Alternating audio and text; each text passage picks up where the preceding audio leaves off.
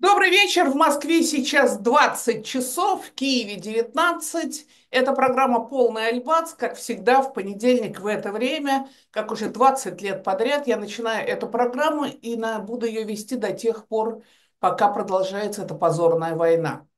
Сегодня мы будем говорить именно об этой позорной войне, о том, с чем мы подошли практически к третьему году войны. 22 февраля будет третий год полномасштабной агрессии России против Украины, а вообще война длится уже 11 лет. С того времени, как был аннексирован Крым, и российские военные под видом отпускников вошли в Донбасс и устроили там переворот в самых разных городах. Вот мы об этом будем сегодня говорить о том, с чем мы подходим к концу 2024 года, какие есть варианты Украины, что будет с обещанием Трампа закончить войну в 24 часа, зачем Путин разрушает последовательно города, и вот он взялся сейчас за Киев, когда казалось, что вот хотя бы единственное, что он не тронет, это Киев, ну, как минимум, потому что там Святая София, как бы символ Киевской Руси, и монастыри православные. Но очевидно совершенно, что для этого дьявола его не останавливает ничто. Я напоминаю вам, пожалуйста, подписывайтесь на канал. Статистика показывает, что только 38% из тех, кто смотрит наши программы, подписан на канал. Пожалуйста, подписывайтесь, это важно. Пожалуйста, ставьте лайки или дизлайки, это ваше полное право. И, пожалуйста, пишите, откуда вы нас смотрите.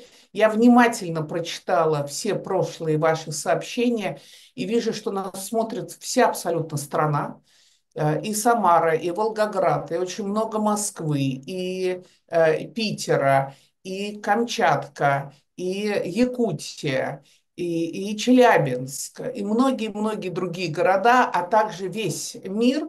Но при этом почти все, кто в России пишут, что смотрят нас через VPN, начиная с 18 декабря началась вторая волна замедления или просто закрытия YouTube в России. Поэтому напоминаю вам, что после окончания этого эфира вы можете посмотреть запись на канале Boosty. Там идет тоже эфир, но это абсолютно бесплатно.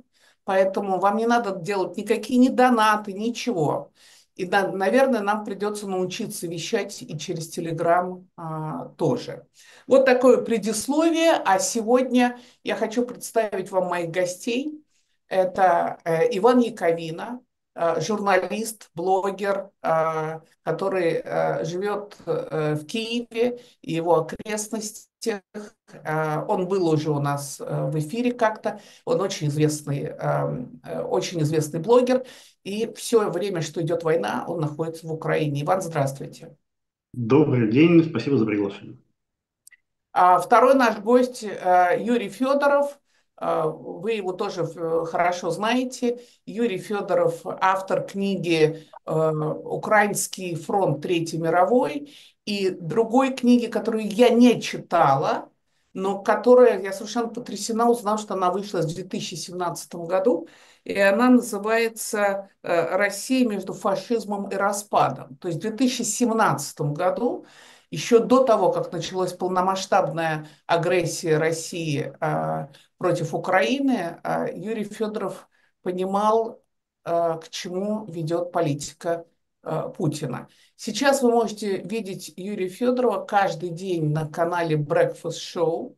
Я его там обязательно практически каждый день смотрю. Это наиболее квалифицированная оценка того, что происходит на украинском фронте. Юрий Евгеньевич, спасибо, что вы к нам присоединились. Евгения Марковна, спасибо, что приглашаете, и спасибо за такую характеристику, которую я, разумеется, не заслуживаю никак. Понятно. Мы немножко пококетничаем и дальше перейдем к делу. Итак, вам вопрос, Иван Яковина. Во-первых, прежде всего, Иван, я всегда это делаю, когда я выступаю в аудитории, где есть люди с Украины. Я приношу вам свои личные извинения за то, что моя страна и армия Российской Федерации творит в Украине и то, как она уничтожает украинские города. Каждый день, когда это происходит, сердце мое обливается кровью и стыдом. Мои предки сами, часть моей семьи вышла из Хмельницкой области, из местечка, которое называется Деражня, она существует и сейчас. И тем не менее я испытываю чудовищный стыд и чудовищную вину перед украинцами, перед всеми, кто живет в Украине и кто сопротивляется, особенно меня совершенно убивает, когда погибают дети. Это просто трудно пережить. Примите мои извинения и мой стыд за то, что мы допустили, чтобы у власти в России встал дьявол, а в стране Россия образовался фашистский режим. Евгений Маркин, только отчасти могу принять ваши извинения, поскольку я не являюсь гражданином Украины, я россиянин. И я тоже несу свою долю ответственности за то, что случилось в нашей стране, к сожалению. Поэтому я от имени украинцев не могу никак говорить, но я думаю, что, в общем, скорее всего, они понимают ваши чувства. Спасибо. Иван и Юрий Евгеньевич, первый вопрос. Пожалуйста, расскажите нам, вот в какой сейчас ситуации находится фронт? Потому что одни сообщают, что вот-вот российские войска возьмут Прокопьевск, другие сообщают, что нет, еще там до этого далеко. Третье, идет также информация, во всяком не информация, пишут в различных социальных сетях, что Украина готовится к контрнаступлению, что это вот шаг, который Украина хотела бы сделать перед тем, как будет инаугурация Трампа, и чтобы иметь какую-то переговорную позицию с Путиным. Вот что вы скажете? Начнем, наверное, с вас, Иван Яковина. Наверное, не Прокопьевск, а Покровск имеется в виду. Ой, извините, конечно. Извините, ради бога.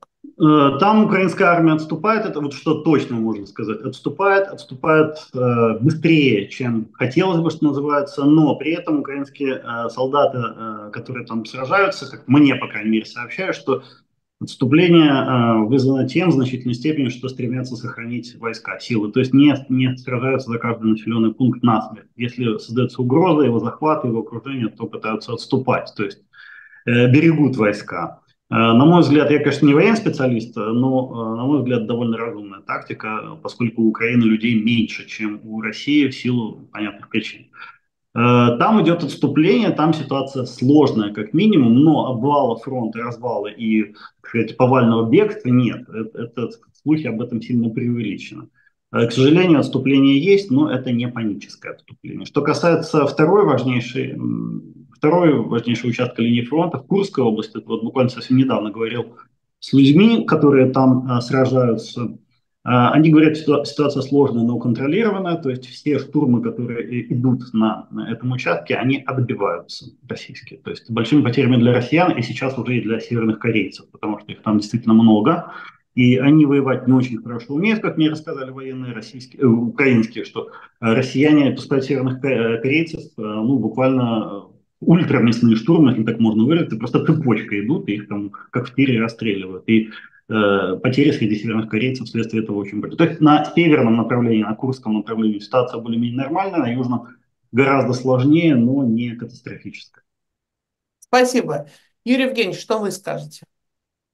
Ну, прежде всего, я хочу сказать о том, что я присоединяюсь к вашим словам о том, что и мне, наверное, как и многим людям, у которых сохранилась совесть, совесть, наверное, так это можно назвать, мне бесконечно стыдно за действия той страны, гражданином которой я являюсь. Я говорю о стране, не только о руководстве, о режиме, о правительстве, там, о Путине, но, к сожалению, Путина поддерживает значительная часть российского общества или безразлично. Но это тоже своего рода форма поддержки.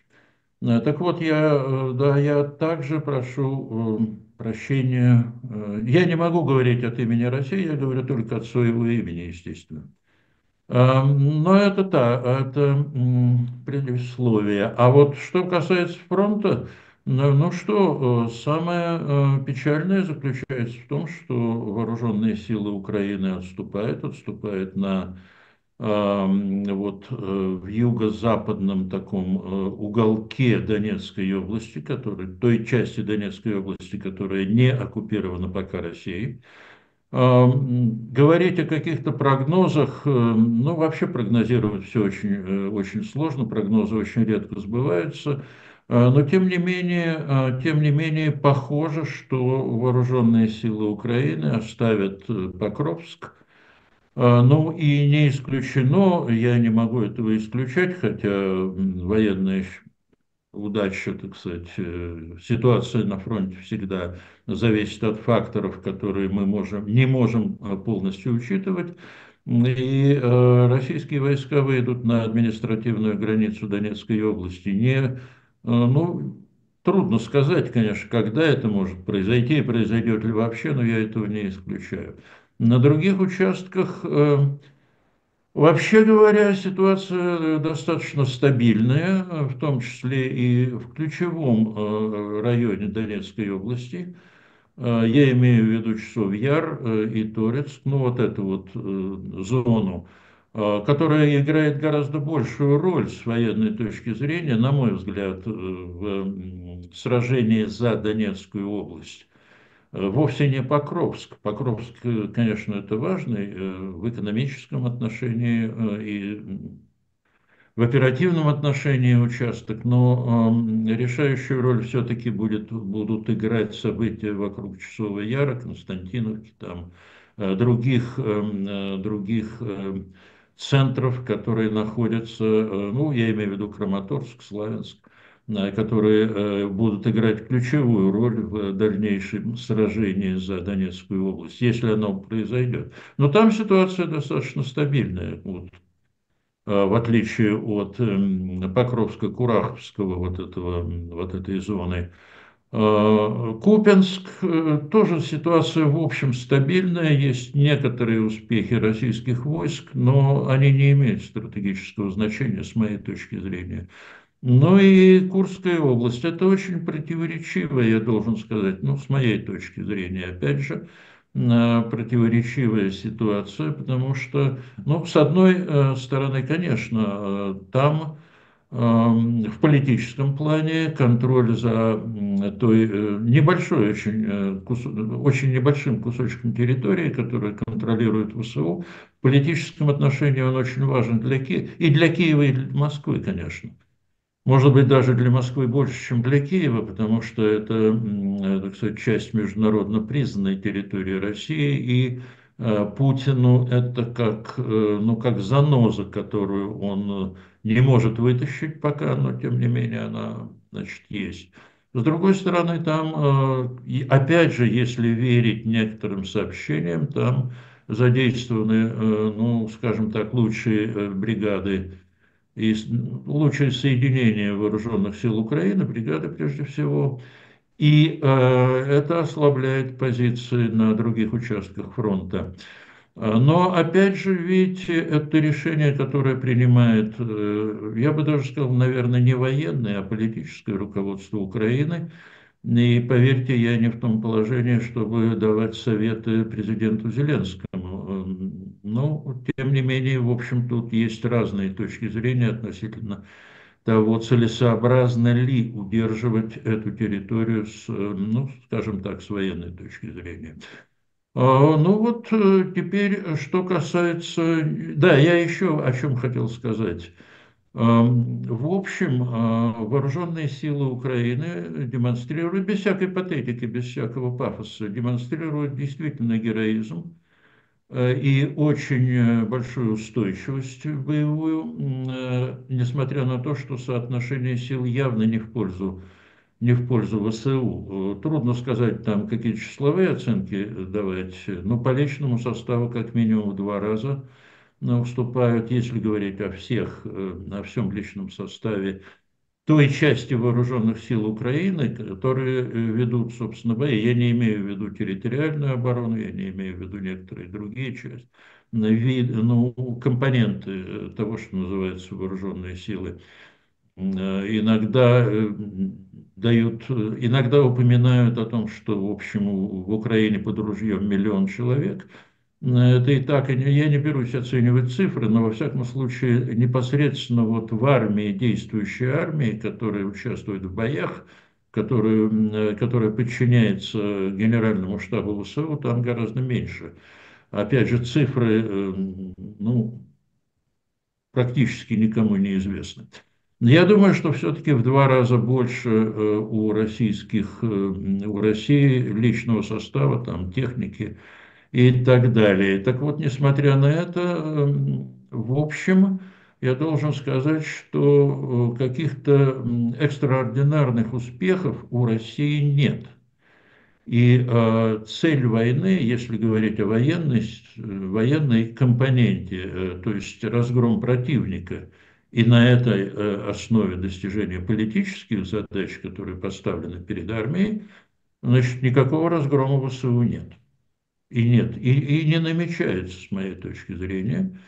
И вот это говорит о том, что Россия не может достигнуть политических целей войны, ну, по крайней мере, имея ту армию, которую она имеет. Спасибо. Иван Яковин, вы понимаете, вот какие стратегические цели ставит перед собой Путин?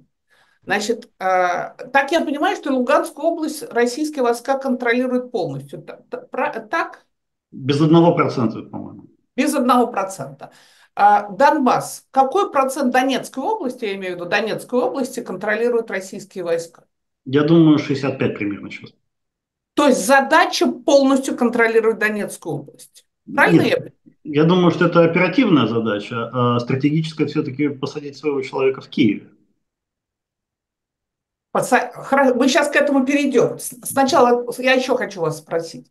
Значит, что происходит в Херсонской области? Значит, Херсон в руках ВСУ. Часть области находится под контролем российской армии. Так? Там Так, происходят какие-то действия или нет?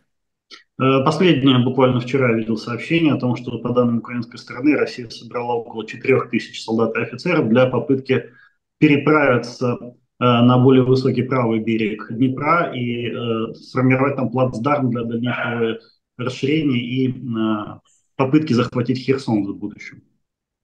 Ага, то есть Путин не оставил задачи полностью захватить Херсонскую область. Ну, Что? конечно, нет, она же в Конституцию России вписана.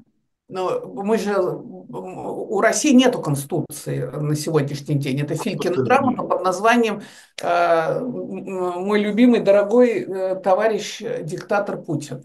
Никакой конституции у Российской Федерации нету. Значит, что происходит в Запорожской области?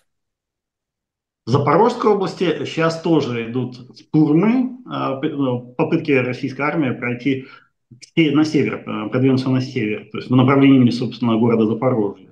Но там все пока отбивается. То есть там особо обсуждать пока нечего. Угу. Что касается Мариуполя, то там все полностью под контролем. Там даже партизанских отрядов нет, правильно я понимаю? Ну, там время от времени происходят разного рода, скажем так, специальные операции по устранению тех или иных коллаборантов и так далее, там бывают иногда взрывы на военных объектах, но так, что партизанский отряд там с каким-нибудь, значит, бородатым начальником, командиром, такого там, по-моему, нет. Да там и негде, там же нет лесов, ничего такого. Понятно. Владимир Зеленский недавно сказал, что у ВСУ нет сил, у нас нет сил, сказал он, отбить Крым и Донбасс.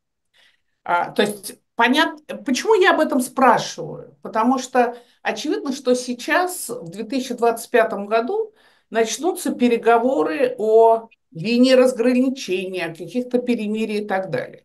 И очевидно совершенно, что Путин попытается заявить, что входящие в Конституцию, как вы уже сказали, Херсонская область и Запорожская область, значит, и Мариуполь, что это все должно быть частью Российской Федерации.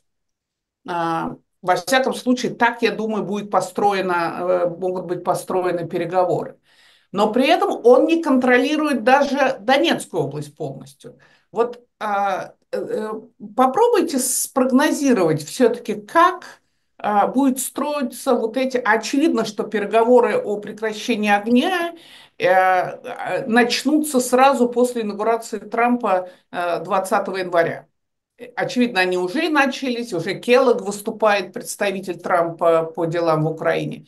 По вашему представлению, что будет происходить? Ну, переговоры, как вы справедливо заметили, уже идут, они не публично идут. Вы знаете, мне из Польши тут недавно прислали даже один из вариантов предложений Трампа, якобы, я подчеркиваю, что это не на 100%, я не уверен на 100% в источнике, но там предполагается, например, такой вариант, что российские войска полностью покинут Херсонскую область и Запорожскую область, украинские войска покинут полностью Луганскую и Донецкую область. Плюс украинские войска оставят еще и Курскую область, а россияне уйдут из Харьковской области. Вот такой вот размен там предполагается. И я так понимаю, что американцы в лице Трампа не слишком хотят торговаться, они говорят, вот так вот мы хотим, и тут, в общем, торг неуместен. Типа того, что вот так оно и будет. Если вы не согласны, то будем вас наказывать. Если те не согласны, если Украина не согласна, Украину накажут, если Россия не согласна, Россию накажут. Вот, как я понимаю, примерно такой подход сейчас там пытаются организовать в Вашингтоне. Ну и, естественно, как вы понимаете, такой вариант, он мало приятен и для Российской Федерации, и для Украины, и, конечно, будут недовольны и там, и там. Спасибо. Юрий Евгеньевич, что вы думаете по поводу предстоящих переговоров? Есть три проблемы, которые будут обсуждаться на этих переговорах. Первое – это территориальное разграничение. Ну, скорее всего, будут территориальное разграничение, то есть какие территории остаются, я имею в виду оккупированные территории, остаются за Россией, какие возвращаются в Украине, где проходит линия разграничения. Здесь возможны самые разные варианты.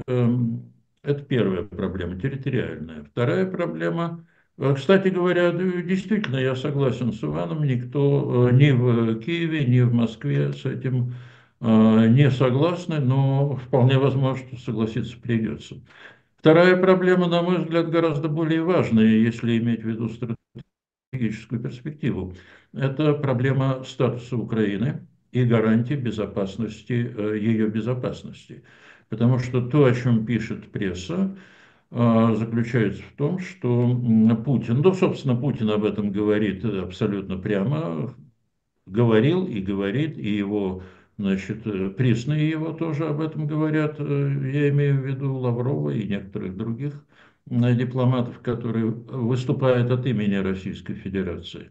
Значит, речь идет о нейтральном статусе, о запрещении Украине вступать в НАТО и ограничении на вооруженные силы Украины и, да, то, что называется денацификацией, то есть запрещение антироссийской пропаганды, как это считают в России, там, ну и так далее.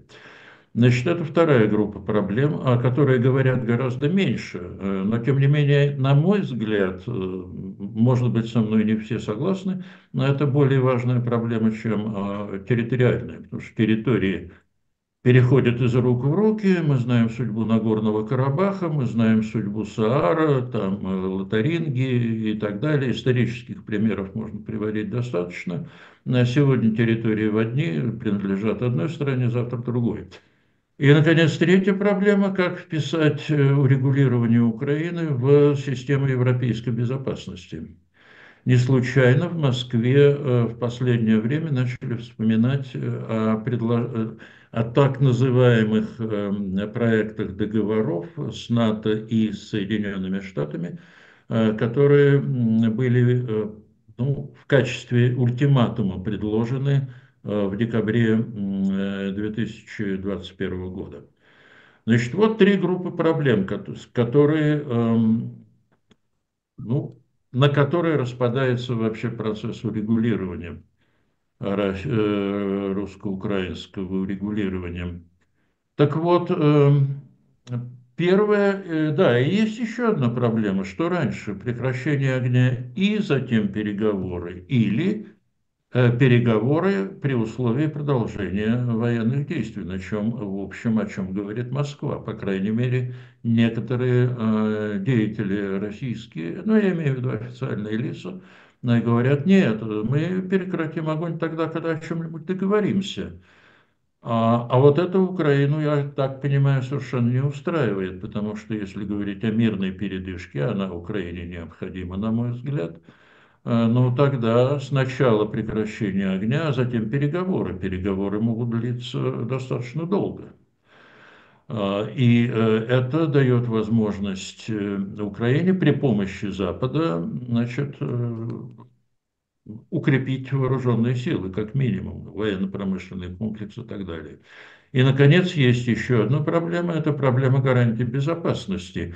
То, что обсуждается сегодня, это размещение некоторых европейских войск, хотя, как я понимаю, европейцы пока еще, так сказать, с большим сомнением относятся к этой идее, но тем не менее, значит, размещение европейских войск некоторых стран, некоторых европейских государств, чтобы быть точным, в качестве гарантии безопасности Украины.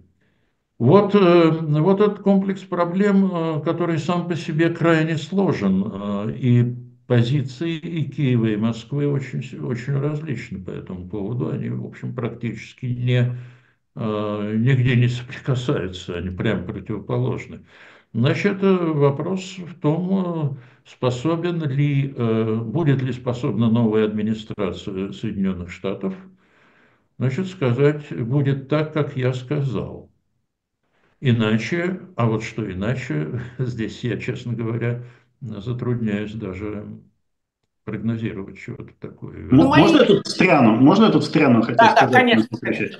Вот в том плане, который мне показали, план в кавычки я беру, естественно, еще раз подчеркиваю, что это ни в коем случае не официальный документ, по крайней мере, мне он не был представлен как официальный, просто как набор предложений Вашингтона. Там говорилось о том, что Украина не сможет вступить в НАТО на протяжении 50 лет, что первым все-таки будет заморозка конфликта по текущей линии разграничения, то есть потом переговоры. Сначала, о чем, кстати, вестись будут переговоры? По гарантиям безопасности начинаются, там так интересно сформулировано, начинаются переговоры о численности украинской армии и о количестве войск, которые Российская Федерация может держать в европейской своей части. То есть будет идти обсуждение и численности российской армии, по сути дела, и численности армии украинской. Плюс там речь идет о том, что с России будут сняты некоторые санкции в финансовой сфере, а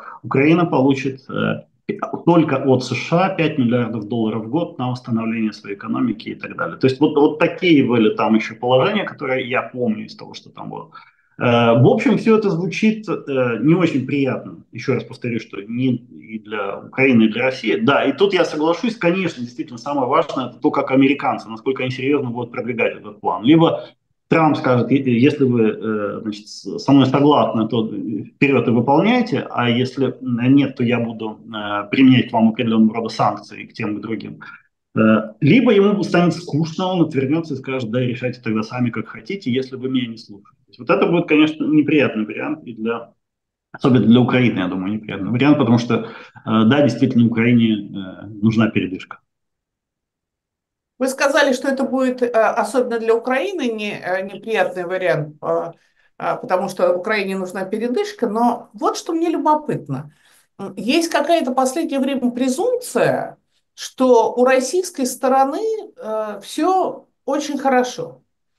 И во всяком случае это ровно то, что Путин все время демонстрирует миру. Это, знаете, вот то, что мы называем в political science perception is reality. Представление о реальности становится реальностью. Однако, с одной стороны, вроде бы Путин демонстрирует такой бесконечный успех и уверенность в собственной победе, с другой стороны, мы видим следующее. Мы видим, что когда Асад ждал помощи от России, чтобы российские самолеты, так как они делали, значит, в 2013, 14, 15 году, чтобы они отбомбились по наступающим войскам значит, оппозиции или там исламских фундаменталистов, Россия не сумела этого сделать. Причем это было абсолютно для Путина мордой об стол, ибо Путин же, так сказать, все время себя демонстрировал как мировая держава. Собственно, когда он начал выступать на стороне Асада в Сирии, тем самым Путин заставил другие страны, тогда и Соединенные Штаты Америки, другие страны с ним разговаривать, потому что, как вы помните, в Австралии на саммите двадцатки он вообще сидел один за столом. И тут он просто себя поставил на карту, да, и стал одним из основных игроков на Ближнем Востоке. И тут такой мордой об стол. Причем, если с Ираном более-менее понятна ситуация, поскольку Израиль только что уничтожил большую часть Хизбаллы и все руководство и так далее, и поэтому у Ирана, вероятно, не было никакой возможности помочь Асаду. Но с Путиным это просто непонятная история, учитывая две базы, которые есть. И он вывел свои корабли с базы и так далее. То есть Путин показал, что у него нету абсолютно никаких запасов сил. Никакого запаса сил у него нет. Первое. Второе. Он вынужден был договариваться с северными корейцами, потому что, очевидно, ему не хватает людей для того, чтобы бросать на эти мясные штурмы. Уже, видимо, и тюрьмы уже пустые, и невозможно это делать. Это второе. Третье. Мы видим в Курской области, хотя все говорят о том, что впервые после Второй мировой войны территория России оккупирована, значит, войсками вражеской стороны, как говорят в России, тем не менее они не могут уже много месяцев, так сказать, освободить Курскую область. Четвертое. Путин вынужден закупать снаряды, все говорят, это плохие снаряды, у северных корейцев. Путин вынужден выпускать на поле боя танки серии Т-53, то есть производства 1953 года рождения. И уже по данным значит, различных информированных сайтов, у России заканчиваются запасы советского оружия. Они просто заканчиваются. Они закончатся в течение ближайшего полугода. Таким образом, вот я вижу, мне кажется, что Путину как раз передышка нужна как незнаемо кто. Что он бесконечно, это идет политика блефа постоянно, но при этом он сам крайне заинтересован в перемирии. Что вы думаете по поводу этой гипотезы? Вы меня спрашиваете? Если можно, я сначала спрошу Юрия Евгеньевича. Да, конечно. Хорошо, значит, я думаю следующее. Все разговоры о том, что у России есть бесконечное количество мобилизационного ресурса и других ресурсов для ведения войны, все это миф. Значит, если, ну давайте по порядку. Первое, личный состав. Да, можно мобилизовать в России, можно мобилизовать там 500 000 человек, можно мобилизовать 1 000 000. В общем, это технически возможно. Но что это будет в результате? В результате это будет толпа, посаженная на какие-то полигоны, в казармы. А вот для того, чтобы эту толпу превратить в некое боеспособное воинство, нужен офицерский корпус. Первое. Офицеров в России не хватает. Потому что, ну, особенно в боевых частях, то есть в тех частях, которые ведут боевые действия, значит, офицеров убивают в таком же количестве, ну, в такой же пропорции, как и всех остальных. И по некоторым подсчетам, ну, например, есть подсчет медиазоны, значит, погибло ну, достаточно большое количество офицеров, где-то порядка 10 тысяч. Но для того, чтобы их нужно кем-то заменять, заменять можно двумя, ну, тремя, значит, категориями. Первое – это выпускники военных училищ, но это молодые лейтенанты, которые должны командовать ну, достаточно взрослыми людьми среднего возраста российской действующей армии с учетом мобилизации, ну, где-то порядка там под 40 лет, наверное, от 35 до 40 лет. Теперь либо теми самыми сержантами, которым навешивают лейтенантские погоны, но это паллиатив, или офицерами, значит, запаса, которые в свое время кончали военные кафедры в гражданских вузах. В общем, и то, и другое, и третье – это негодный, ну, по крайней мере, так сказать, недостаточно годный для того, что состав для того, чтобы всерьез командовать. Значит, это первое ограничение – нехватка офицеров. Второе ограничение вы упоминали – нехватка техники, прежде всего техники сухопутных войск. Действительно, все подсчеты, которые делают западные аналитики, свидетельствуют о том, что российская промышленность может выпускать бронетехнику, но примерно в таком количестве, чтобы компенсировать потери. Но при этом, значит, значительная часть этой техники, которая приходит на фронт, это, ну, это отремонтированные, значит, машины, которые берут со складского хранения, и возраст которых там ну, за 50, а то и 70 лет, совершенно правильно вы говорили, Евгения Марковна, это проблема. То есть, а склады наполовину пусты.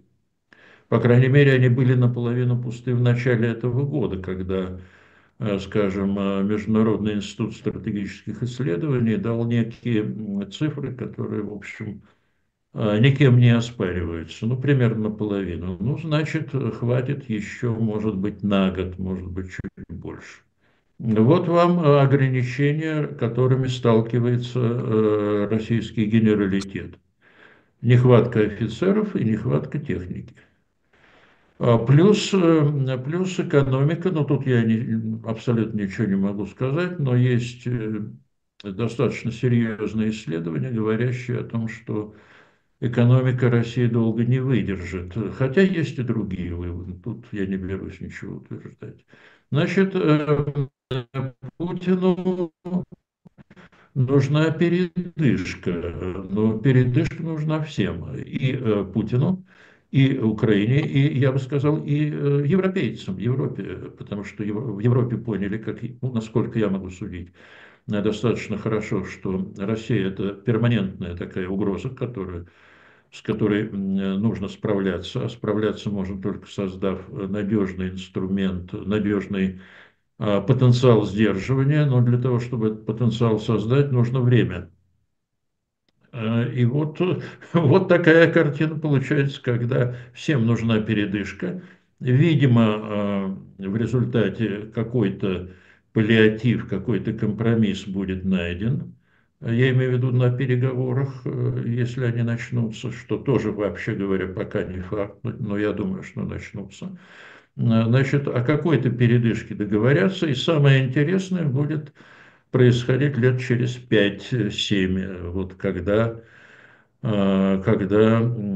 все восстановят или создадут, как в Европе, новый потенциал сдерживания, либо восстановят в России наступательный потенциал. Ну и Украина, я очень надеюсь, создаст современную армию. Боевой опыт у ВСУ есть, это очень важно. Значит, важно теперь оснастить эту армию. И, ну, опять же, тут пусть меня простят коллеги из Украины, но, значит, нужно, в общем, произвести какой-то, ну, скажем так, командный состав нужно создать такой, который способен вести современную войну. Ну, тут уж я не хочу углубляться в эту тематику пока. То есть правильно я вас понимаю, что вы считаете, что замена генерала Залужного на Сырского и вообще отставка Залужного и отправление его в Великобританию в качестве посла – это была ошибка Владимира Зеленского?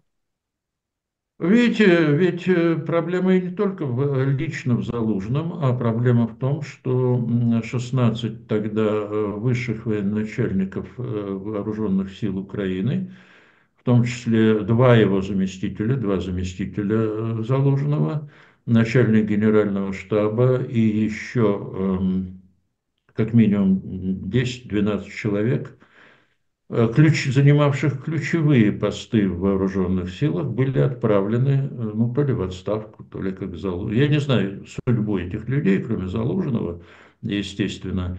Но даже если предположить, да, и были заменены, ну, частично, как минимум, командирами бригад.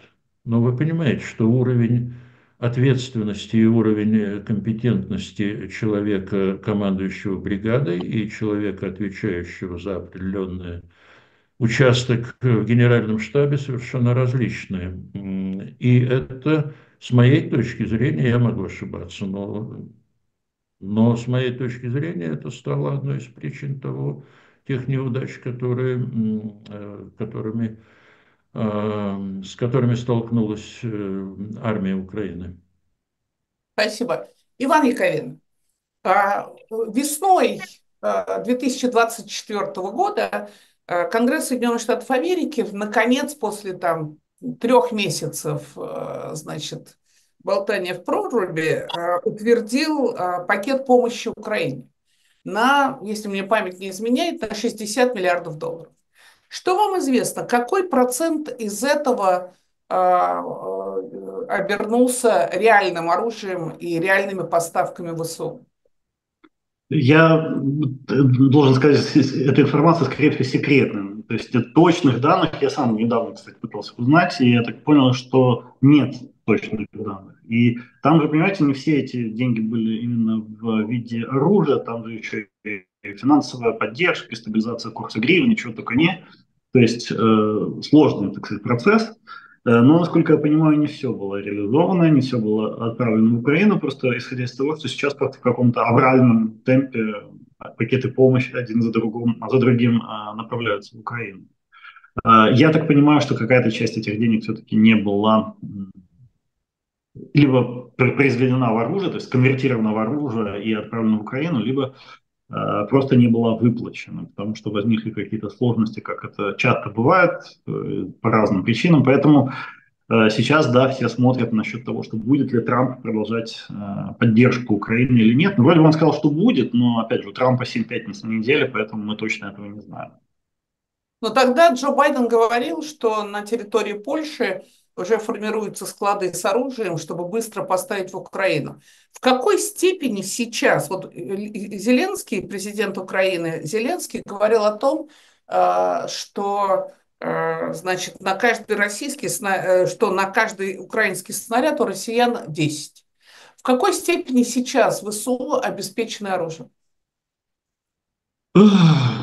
Я знаю, что какие-то виды оружия, в общем, есть, а чего-то не хватает. Например, есть большая проблема с минометными минами. Это вот точно известно.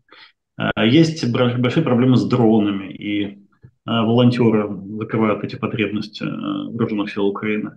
Время от времени возникают проблемы с техникой для разминирования, потому что ее подбивают первые, она же вперед идет для разминирования и так далее. То есть возникают проблемы. Ну, понимаете, на войне оружия всегда не хватает. Всегда. Никакой воюющей стране там, руководитель не скажет, значит, все, мне больше не нужно, сейчас мне хватит. Никогда не хватает оружия. Поэтому сложно говорить. Но в Украине, почему я говорил, что для Украины более важна передышка, чем для России? Дело еще и в том, что в Украине, потому что я жил в России долго, и сейчас живу в Украине, и я могу сказать точно, что в Украине ценность человеческой жизни гораздо выше, чем в России. И поэтому потери на фронте воспринимаются гораздо более болезненно. чем в России. То есть, когда погибает человек или там группа людей в России, то это, в общем, кроме их родственников, обычно всем наплевать. Да и родственники часто радуются, что им там белую ладу можно будет купить. В Украине это, я вот много раз видел своими глазами, как небольшой какой-то населенный пункт, и там просто все население выходит на похороны этого человека. Все население. И стоят многие люди на коленях, пока едет этот гроб, катафалк одного. То есть для Украины это гораздо более болезненная история в плане потери будущего, потери жизни. Вот в чем дело. По технике, боевой и так далее, это может как-то еще все выправиться, потому что, ну, в конце концов, американская техника сильно лучше, чем советская, то есть она более качественная. То есть один Хаймерс это лучше, чем, наверное, там, 20 установок Град. Но людей ты не вернешь, в этом основная проблема. Это главный фактор, скажем так, почему Украине, я думаю, на мой взгляд, лично, передышка важнее, чем для России. Несколько дней назад российские войска ударили по Киеву, и, так я понимаю, были и попадания. Я видела фотографии из Киева, и снесенные верхушки домов, и пожар, и так далее. Значит, мне казалось, за случай то, что я читала, что как минимум Киев защищен системой ПВО, но очевидно, что не защищен, или во всяком случае недостаточно. Вот вы можете объяснить, что произошло? Ну, я всех подробностей не знаю, могу только сказать, это было ранним утром, и взрывы я слышал, это в кровати подпрыгнул, и у меня там один был, видимо, совсем недалеко, потому что тряхнуло прямо аж дом. Что я могу сказать? Попали обломки, это точно, в центре Киева упали, потому что ну, это же ракеты баллистические, они летят вниз с огромной скоростью. Когда их сбивают, то они все равно вниз летят, они не подлетают вверх. И вот эти куски металла, железа, они рассыпаются на довольно большой площади, и все вот как облако таким пятном железных обломков накрывают. Костел повредили очень сильно там в центре Киева и так далее. Много было там разрушений. Где в центре? А что за костел? Где? Святого Николая. Ну, Он на горке стоит, да? ну, не совсем, нет, не совсем. Да. Окей, ага. Ну, короче говоря, но костел, он не разрушен, то есть там выбиты стекла, побиты элементы внешнего оформления, но он стоит, то есть он не уничтожен. Потому что падали уже обломки, уже падали не ракеты, то есть она не взорвала какой-то дом полностью, такого не было. То есть я так понимаю, что все-таки попадали не ракеты «Искандер», то есть не боеголовки именно, а уже обломки от этих боеголовок, подбитые. Потому что системы ПВО по ним стреляли. Ну, естественно, вы же понимаете, что никто никому, как мирному населению, никто не докладывает, откуда стреляло ПВО, с какой эффективностью и так далее, потому что эта информация легко бы оказалась в распоряжении России и была бы использована и для нанесения дальнейших ударов. Поэтому мы точно на 100% не знаем. Но я ни разу ни от кого не слышал и не видел информации о том, что было бы уничтожено какое-то здание целиком. То есть на крыше попадало, да, я знаю, попадало, и много машин сгорело, на которые тоже обломки падали. Но так, чтобы полностью дом уничтожен, такого не было. Понятно. Но вы предполагаете, то есть много в интернете писали, что удар по Киеву – это ответ Путина на слова Зеленского, который назвал Путина долбоебом и какими-то еще разными словами, что вот, и что вы по этому поводу думаете? Бог его знает, сложно сказать, потому что это уже далеко не первый удар по Киеву, вы же понимаете. Это удар по Я Киеву сама была в Киеве, когда «Калибр» ударил. было Вот. множество, да. Там и по детской больнице вот ударили крылатые ракеты летом. Там много было ударов, очень много. Поэтому почему они наносят эти удары, зачем они их наносят, бог его знает. Ну, мне сказать сложно. Я не вижу никакой военной необходимости в этом, потому что в Киеве, в общем, нет военных объектов. Ну, наверное, есть штабы какие-то, да, но вы же понимаете, что в штабах никто не сидит во время воздушной тревоги, все люди оттуда уходят. И там точно никого нет. Поэтому мне кажется, это больше был такой элемент какой-то мстительности, то есть показать, что а вот мы вам тоже можем что-то разрушить, что-то сломать, хотя военной необходимости в этом нет никакой. И вообще, на мой взгляд, в Украине уже просто не осталось целей достаточно значимых для российских крылатых ракет или баллистических ракет, потому что в Украине нет функционирующих заводов по производству оружия больших, в Украине нет каких-то огромных авиабаз или чего-то такого, для уничтожения чего могли бы понадобиться такого рода ракеты. Поэтому, ну, бьют ракетами. Конечно, приятно в этом ничего нет, но лишь бы, как говорится, на фронте все было относительно нормально. Тепло, горячая вода в Киеве есть?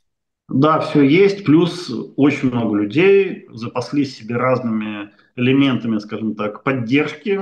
Кто-то купил себе аккумуляторы, кто-то это эти экофлоу, люди, многие бизнесы, то есть практически все бизнесы обзавелись себе генераторами, и, то есть с электричеством проблем нет. Мгм. Когда мы прошлый раз с вами разговаривали, вы были во Львове, и все время падал интернет у вас. Что Да. сейчас с интернетом? Интернет нормально работает. А какая ситуация в Харькове? Ой, в Харькове я был летом, я могу сказать. Там хуже, конечно, потому что там каждые буквально 30-40 минут была воздушная тревога. Потому что там буквально из артиллерии могли обстреливать окраины Харькова. Я съездил на эти окраины, это вот действительно так было похоже на такой Сталинград, когда северные окраины города, разрушенные дома, заколоченные окна. Все это выглядит очень мрачно, очень печально. И вот тогда начинаешь думать, господи, что же мы натворили? Что мы натворили? Как мы это допустили? Что вы слышите о том, насколько в Харькове и в Одессе есть тепло, горячая вода, интернет? Ну, в Одессе я был недавно, там все нормально было. Ну, как нормально, естественно, тоже время от времени отключаются. Там Одесса подвергается обстрелу. Я сам своими глазами видел несколько раз, будучи в Одессе, как сбивают над морем то ли дроны, то ли ракеты, там стрельба идет по ним. Ну, там же, понимаете, море, и над морем все очень хорошо видно, как это, так сказать, взрывается, горит и падает. Но там город живет, работает, все, в общем, более-менее, ну, учитывая входящие данные, все относительно нормально. В Харькове я был там у своих родственников, тоже больших проблем не было. Ну, понимаете, люди такие существа ко всему приспосабливаются и так или иначе ко всему привыкают. Поэтому ну, полностью разрушить эти города, это надо бить по ним из артиллерии. Это не вот это вот как северная окраина Харькова, куда добивали пушки, тогда там, да, были разрушения. Обычными ракетами, такими даже очень мощными, полностью разрушить город, я думаю, невозможно. Это нужно бить по нему артиллерией или авиабомбами. Но и к Харькову, и к Одессе сложно подлететь на самолете, чтобы сбросить бомбу. Хотя Харькову достается уже сейчас и авиабомбами, потому что используются вот эти планирующие кабы и хабы авиабомбы. А что в Сумах? В Сумах не был, не знаю, не скажу. Но я так понимаю, там тоже достаточно серьезная бомбардировка из-за того, что там проходит эта линия снабжения войск, находящихся на территории России, скажем так, освобожденная от Владимира Путина. То есть, по сути дела, это единственный кусок России, где нормальная власть сейчас. Освобожденная Россия, свободная Россия. Понятно. Еще вопрос. Вот вы сказали, что Украине сильно не хватает дронов. Энн Эппельбаум в «Атлантике» недавно писала о таком как бы о секретном заводе ГУРа, который производит дроны, которые находятся под землей. И это прежде всего морские, так я понимаю, дроны, которые хорошо себя показали на побережье Крыма. Это продолжается? То есть я помню, ведь турки строили у вас завод по производству дронов.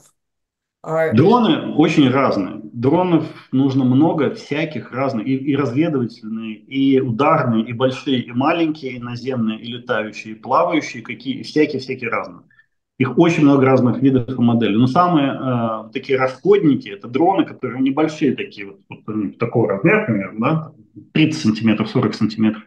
Мавики они называются. И они бывают, опять же, ночные и дневные. Ночные дорога, потому что у них стоит тепловизионная камера. Вот они очень быстро расходуются на фронте, но без них никак, потому что это вот то, что висит над окопами и позволяет понимать, что идет на тебя кто-то в атаку или не идет на тебя кто-то в атаку. То есть это позволяет сэкономить огромное количество людей, человеческой жизни. То есть тебе не нужно какого-то Васю сажать на дерево, чтобы он сидел там с биноклем и смотрел вперед. Вот такие дроны, они в больших количествах расходуются, то есть их надо много, их всегда не хватает. И они китайского производства. И в Украине такие дроны не делают.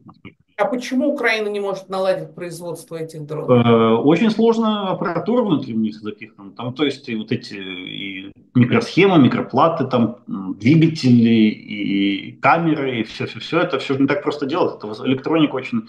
Более того, у американцев нет таких дронов. Американцы не могут такие дроны сделать. Просто китайцы руку набили, они эти дроны выпускают уже тысячи, миллионами, наверное, уже на протяжении долгого времени.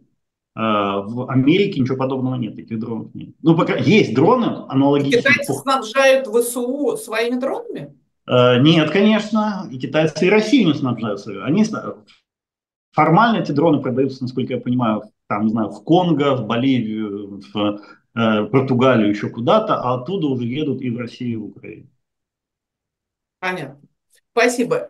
Юрий Евгеньевич, мой вопрос к вам по поводу орешника, которым опять Владимир Путин, значит, мерился этим самым орешником со всеми остальными на последней прямой линии. Орешник, то, что мы знаем, значит, орешник ударил по Днепру, по Южмашу, и были сообщения, что на самом деле удар этот ничего не дал. Может быть, я просто не знаю последних данных. Объясните, вот, значит, Путин предложил дуэль этим самым орешникам и предложил объектом дуэли Киев. Ну, о том, что Путин это дьявол воплотив, действительно, вот со времен Адольфа Гитлера мы, наверное, ну нет, ну были еще несколько, значит, наверное, похожих, но тем не менее, который так играет, значит, в эти игрушки на человеческие жизни, где ставка сотни тысяч человеческих жизней, просто трудно представить себе другого такого создания на планете Земля. И тем не менее, вот объясните, пожалуйста, все-таки, насколько серьезно это оружие «Орешник», насколько это новое оружие и насколько это опасная история.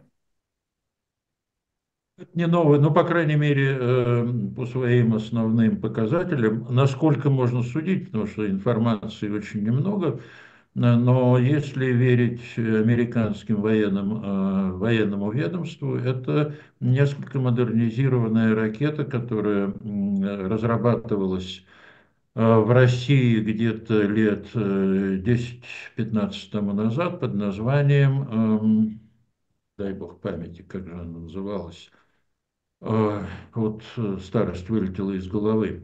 Рубеж был, Значит, и да, АДС да, да, теперь да. нет. Вот именно. Значит, дело вот в чем. Есть ракета Ярс в России. Хорошая ракета, трехступенчатая, которая летает на дальность до там, 11 тысяч километров. Если у нее снять одну ступень, получается ракета немного, ну, примерно половину меньше по весу, по основным габаритам, и летает на дальность до 5000 там, с лишним километров. Так вот, значит, Орешник – это такая ракета, это, значит, вот такой облегченный Ярс, который имеет 3 боеголовки, или, может быть, 4, тут все зависит от того, какой вес у этой боеголовки.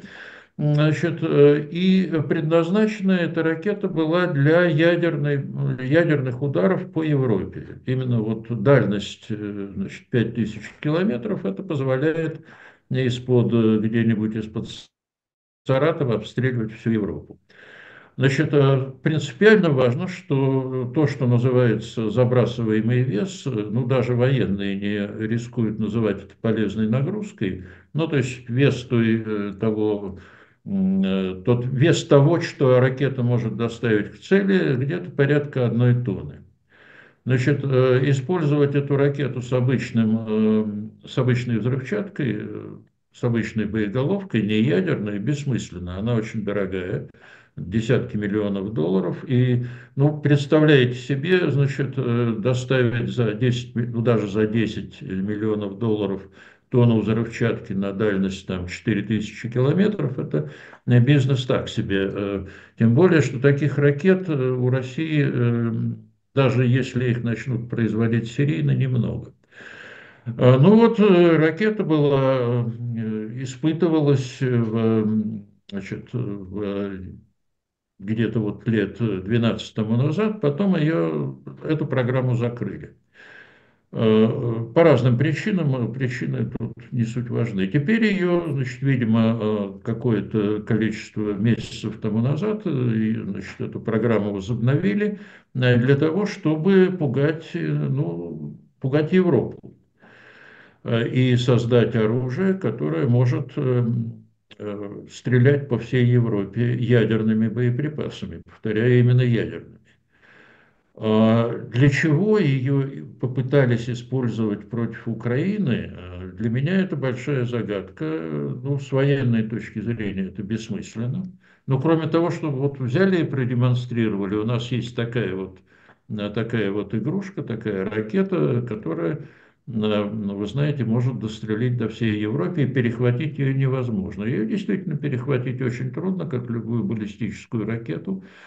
Тем более вот подлетающую к цели с такой скоростью. Действительно очень высокая скорость. То, что этот самый Орешник не нанес существенного ущерба Южмашу, это такое, ну, производственное объединение, научно, значит, конструкторское бюро плюс плюс производство, плюс промышленное производство, это был лучшее ракетное КБ в Союзе. Его возглавлял тогда, одно время возглавлял Кучма, будущий президент Украины. Он был директором этого комплекса. Так вот, спутниковые снимки показывают, что практически никакого ущерба вот эти боеголовки, которыми был оснащен этот самый Орешник, ущерба Южмашу не нанесли. При этом есть достаточно серьезное предположение, и я думаю, что оно правильное, что эти боеголовки просто сгорели, ну или точнее разрушились от высокой температуры при входе в атмосферу, плотные слои атмосферы. Вот видео, которое было показано в России, значит, вот как это все, как эти боеголовки падали, значит, они, в общем, это видео свидетельствует о том, что разрушение со вспышками боеголовок было на достаточно большой высоте. Ну вот, собственно, и все. Сколько таких орешников сейчас находится у России? Видимо, очень мало, видимо, единицы, потому что это был испытательный пуск, боевой, ну, как его назвали, боевое испытание или испытание в боевых условиях, чего, вообще говоря, никто никогда не делает. Но для испытаний не нужно производить большое количество испытуемых, значит, систем. Просто это бессмысленно. Значит, вот что-то испытали. Видимо, еще там 2-3 экземпляра у России, может быть, есть.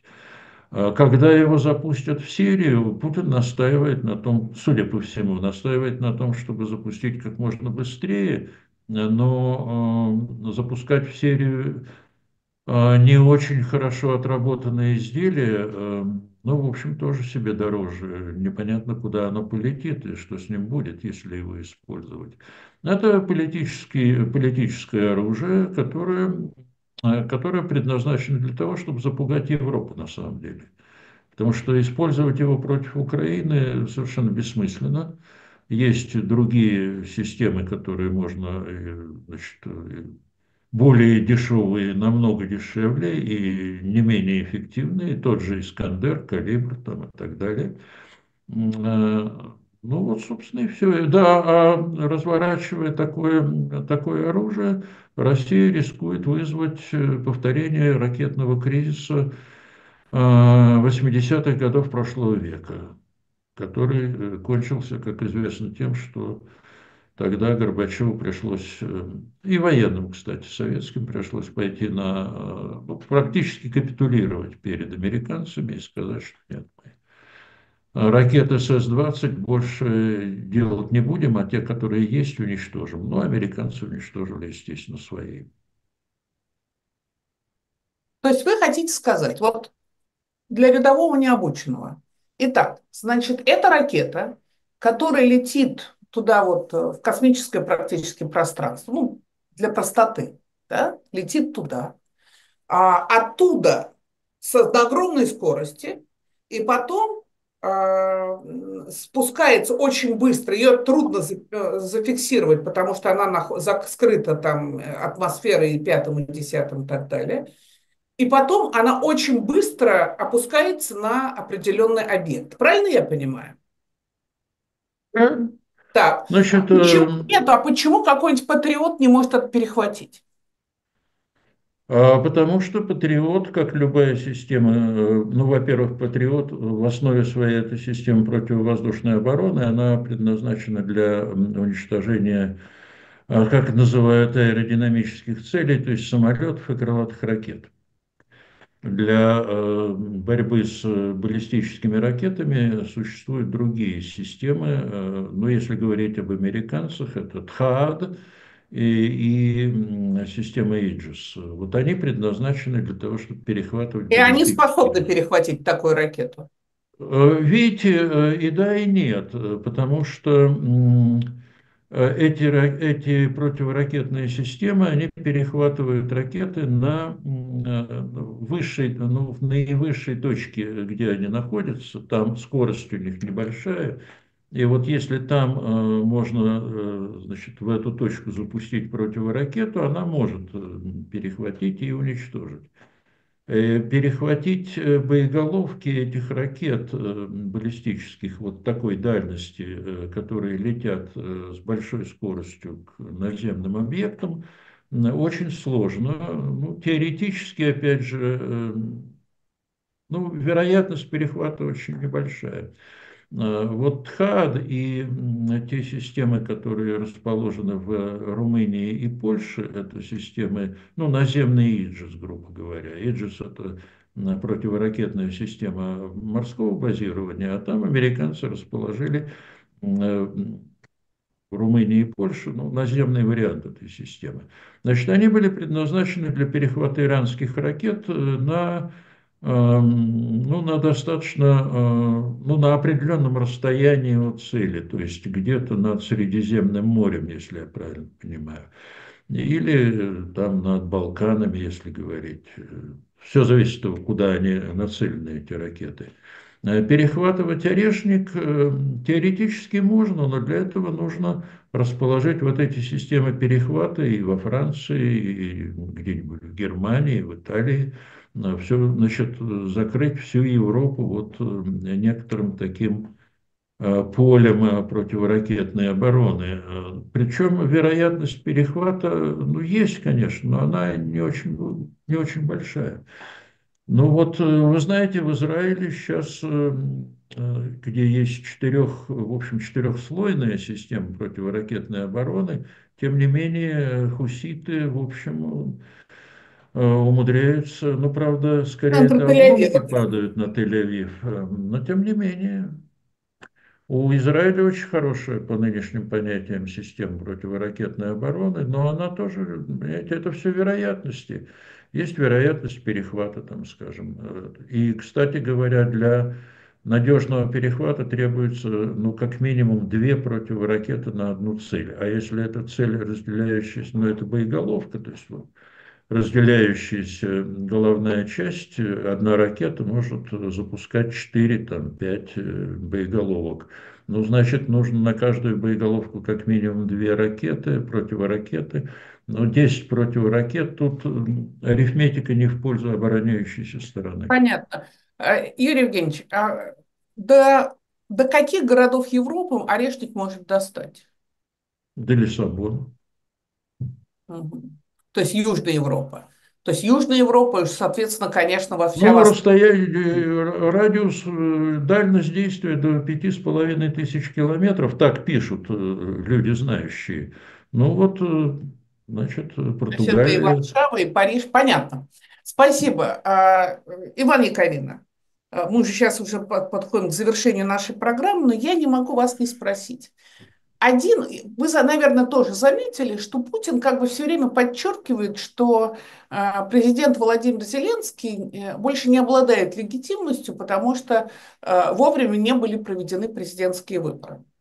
И на самом деле, как вы знаете, на эту тему разные есть мнения и в тех же, например, в Соединенных Штатах, и в академическом круге, где я нахожусь.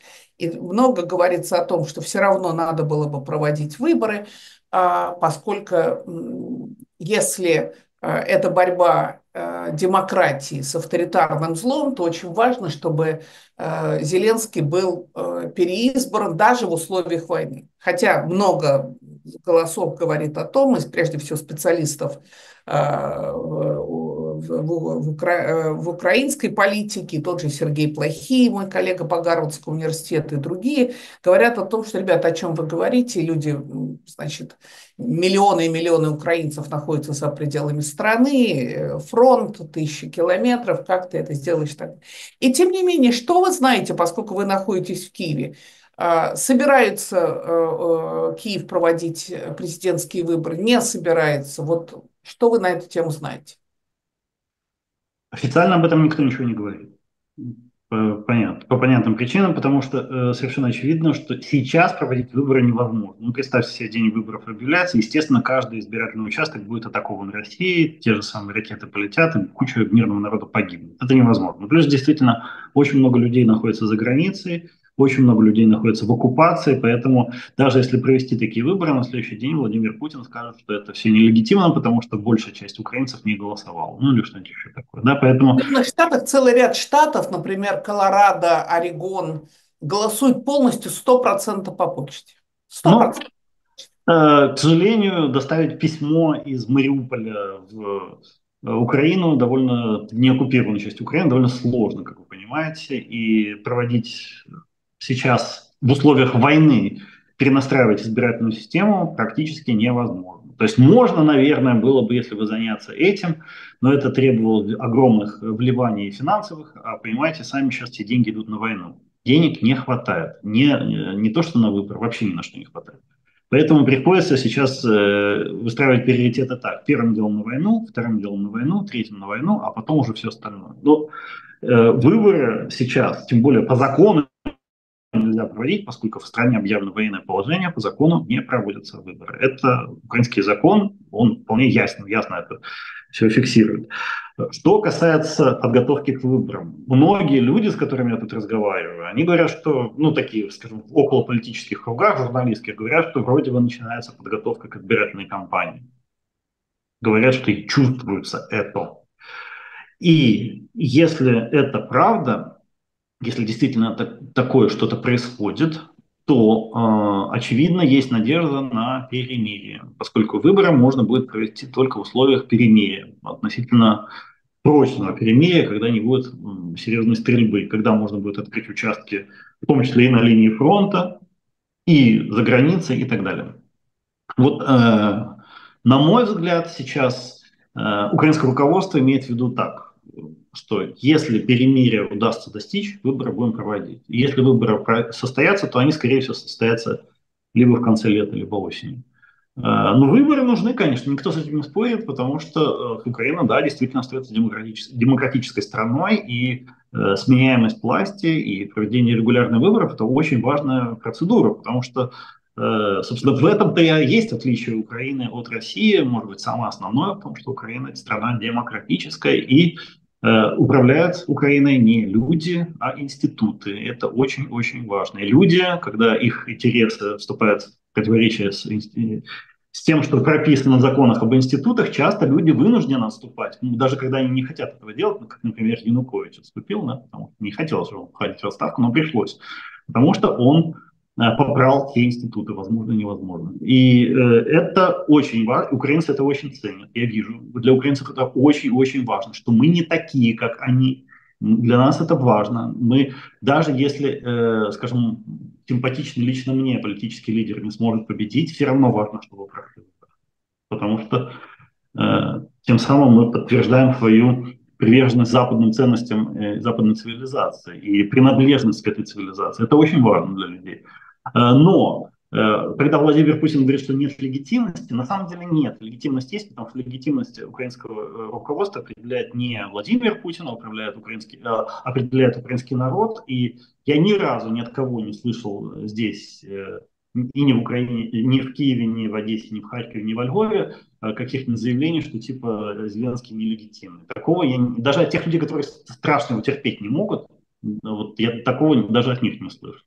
Поэтому легитимность сохраняется у Зеленского, но выборы, конечно, провести очень-очень желательно, и если будет заключено перемирие, то эти выборы, конечно, будут проведены. Вы знаете, американцы вам скажут, что выборы в Соединенных Штатах Америки проходили во время гражданской войны. И все равно выборы проходили. А, Да, тогда голосовала, может быть, 1/20 часть населения Тем США. не менее, это была важная история. Скажите, а Рада существует вот в реальности? Она существует, парламент? Ведь все-таки у вас парламентская, полупрезидентская, полупарламентская республика. По сути, у вас вы начали переход к парламентской республике. Рада существует как институт власти? Конечно, существуют, собираются, законы голосуют, и даже иногда голосуют против тех законов, которые хотела бы принять власть. То есть здесь полный порядок. Мгм. Конечно, вам почти все украинцы скажут, что Рада не нравится, депутаты плохие, неправильные и так далее, но институт такой функционирует. Мгм. Понятно, спасибо. Наверное, последний уже вопрос вам обоим.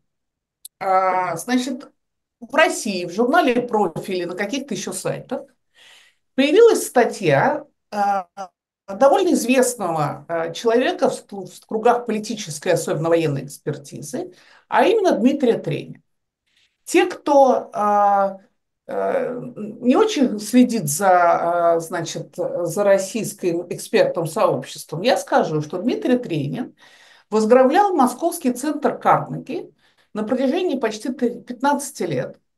Он пришел и вышиб оттуда людей, которые действительно занимались серьезными исследованиями, которые очень не нравились Кремлю, а именно Лилия Шевцова, Николай Петров и так далее. Дмитрий Тренин, он то ли полковник, то ли подполковник Главного разведывательного управления Красной Армии, или как сейчас это называется у нас теперь, это тоже не главное разведка, а, по-моему, тоже называется Главное управление разведки, что-то так. И он, значит, сначала, когда закончилась советская власть и стали рушиться все эти секретные ведомства, он быстренько переобулся, у него хороший английский язык, и Дмитрия Тренина я сама лично встречала там на каких-нибудь закрытых, значит, экспертных сборищах, которые там, например, брифинговали кандидатов в президента Хиллари Клинтон по поводу России. Мы с ним всегда не соглашались друг с другом. И, собственно, у меня-то не было никаких сомнений по поводу реальных лояльности Дмитрия Тренина. Мы также встречались на всяких закрытых встречах у разных послов, и Тренин неизбывно демонстрировал свою лояльность Путину Владимиру Владимировичу и Кремлю. Когда началась война, вдруг Тренин занял позицию Кремля и Путина, что меня не удивило совершенно, хотя многие люди были как-то потрясены. Он уволился с поста, значит, руководителя Московского центра Карнеги. Центр Карнеги сейчас находится в Берлине, тот, который был московским центром, и объявлен нежелательной организацией. Тренин процветает. Тренин в Москве, возглавляет какой-то институт, значит, высшей школы экономики, еще где-то. Ну, бог с ним. Всякое бывает. Для меня совершенно неудивительно. Это его эволюция. Это, собственно, никакая не эволюция, а просто человек в очередной раз переобулся. И появляется статья в журнале «Профиль», в котором Тренин рассуждает о том, что делать с Россией. В этой статье он приходит, там много он предлагает разных, значит, вариантов, и один из, так я понимаю, его какой-то финальный вывод, что надо Галичину, которая есть рассадник вируса украинского национализма, ее надо вообще отделить, чтобы там, пусть она будет, значит, там где-то вместе там с поляками или еще с кем-то. Вот Галичина и Волынь – это для него, значит, совершенно неприемлемые области Украины. А в остальных должна быть создан такой протекторат России под как бы суверенная Украина, но это такой протекторат, куда он признает, что Россия может, конечно, завоевать всю Украину, говорит он, но удержать не сможет, поэтому это не вариант. Но, вероятно, к тем, которые уже, как он пишет, проголосовали на референдуме за вхождение в состав России, он имеет в виду Херсонскую и Запорожскую, значит, скорее всего, должны присоединиться еще Одесская и Харьковская. Это, так я понимаю, тоже в его логике должно стать частью протектората. То есть сейчас, значит, Крым, естественно, весь Донбасс, Одесская, Херсонская, Николаевская и Харьковская область, это вот будет протекторатом, российский протекторат под названием «Суверенная Украина». Там, естественно, должны быть... Я не очень поняла, правда, что будет происходить с Киевом в этой его варианте. Ну, вот он предлагает такой вариант. Такая абсолютно фашистская статья. То есть вот, если можно себе представить такую реинкарнацию Адольфа Гитлера, который рассуждает о самом рассеянном народе Европы, немцах тогда вот, значит, в 30-х годах, то вот это вот статья Тренина. Но очевидно совершенно, что Тренин фигура не самостоятельная, и он выражает интересы, тем более, что целый ряд людей в той же самой Гэбухе, которая всегда относилась к грушникам как, значит, дальним соседям, воспринимает его как врага, так или иначе, или который долго жил на подаяние американского, значит, империализма. И поэтому, тем не менее, и, конечно же, Тренин должен все время бить чечетку и доказывать, какой он замечательно лоялен. И тем не менее, еще раз повторяю, очевидно, что это точка зрения, которой придерживается какая-то часть не только экспертного, но и властного сообщества, и путинского окружения, и все эти карагановые штрих, минус и так далее. Что вы скажете по этому поводу?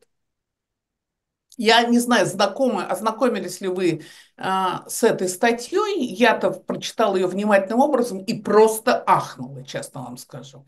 И считаю, что к этому надо относиться с очень-очень серьезно.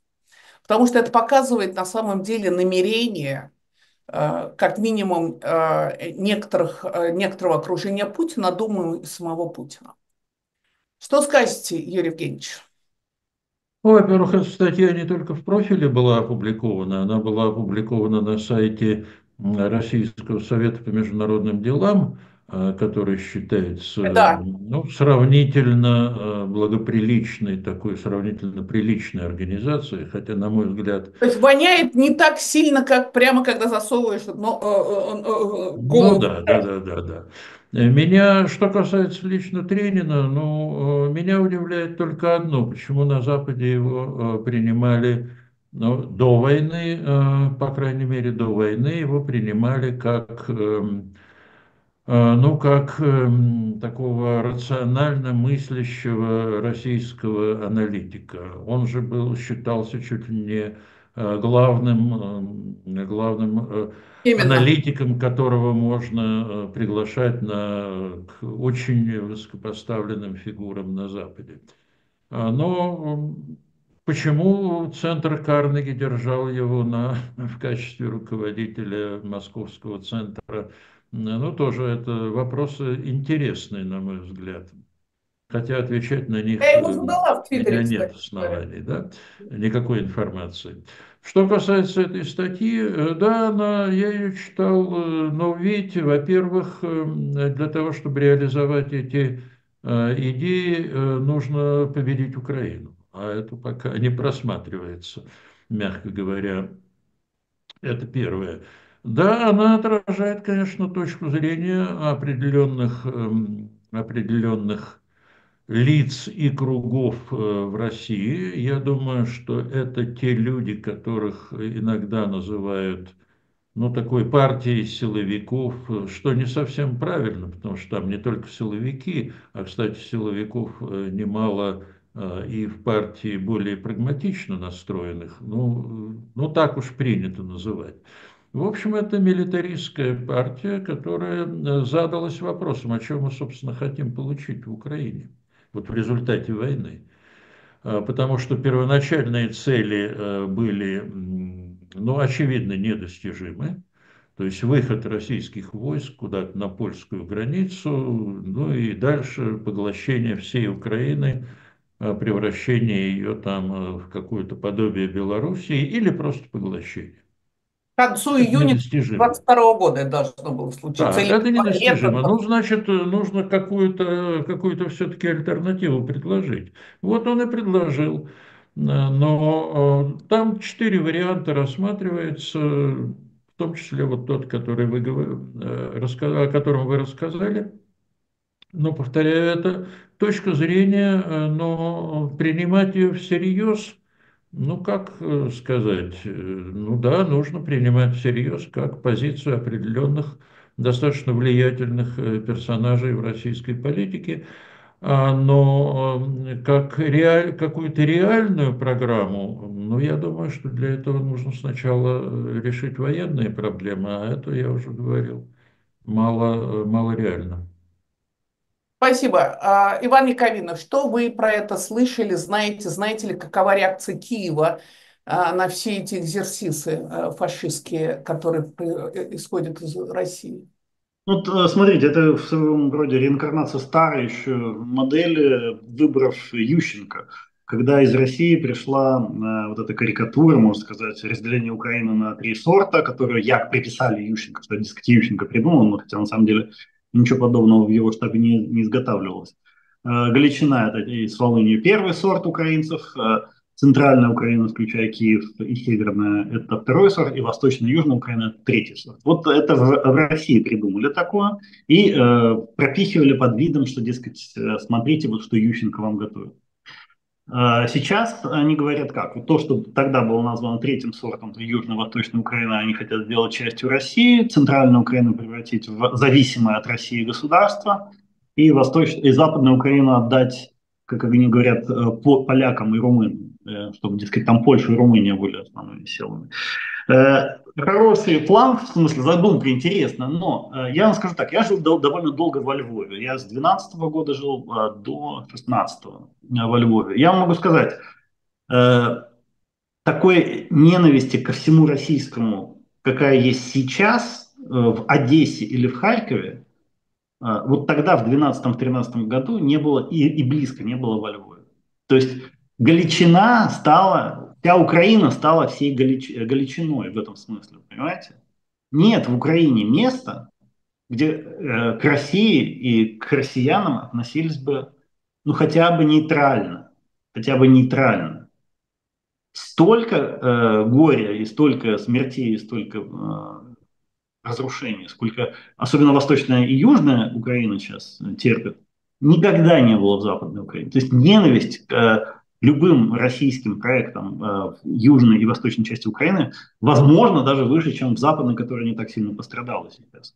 То есть Тренин может думать себе все что угодно, но так украинизировать и так дерусифицировать Украину, как это сделал Владимир Путин, никто в Украине никогда и не мечтал бы об этом, никто из украинских самых ультранационалистических деятелей. Степан Бандера гораздо меньше, мне кажется, в этом смысле мог бы сделать, чем сделал Владимир Путин для сплочения Украины в антироссийском ключе. То есть никто никогда не украинизировал Украину настолько сильно, как это сделал Владимир Путин. И поэтому все вот эти планы о разделении Украины туда-сюда, это все полная фигня. Полная фигня. Оно не сработает просто из-за того, что оно строится на изначально неверных посылах. На идее неправильно, то, что, скажем, Восточную Украину будет легче интегрировать в Россию, чем Украину Западную. Нет, уже нет. Оно так раньше было, да. Это действительно было так. Но сейчас этого уже нет. А центральную Украину, Киев, окрестности и так далее, ну, я не знаю, тут, знаете, мертвые встанут, будут стрелять в оккупантов из могил. Это настолько невероятно, нереально невозможно, что я даже не знаю, с какой стороны это обсуждать. Поэтому планы какие угодно они могут сейчас там устраивать. Но И эти планы могли бы, может быть, сработать до начала войны, до того, как войну развязали. Но с учетом всего того, что наворочено уже сейчас, нет, абсолютно нет. Даже Ну нет что, ни одной политической силы, которая могла бы выйти и сказать, ну, мы относимся к России, ну, нейтрально. Да, мы не фанаты, но и не враги. Нет таких сил в Украине. Нет людей таких. спасибо вам большое. Это последний эфир, посвященный войне в этом году. Конечно же, в следующем году мы снова и снова будем об этом говорить. Я желаю, чтобы...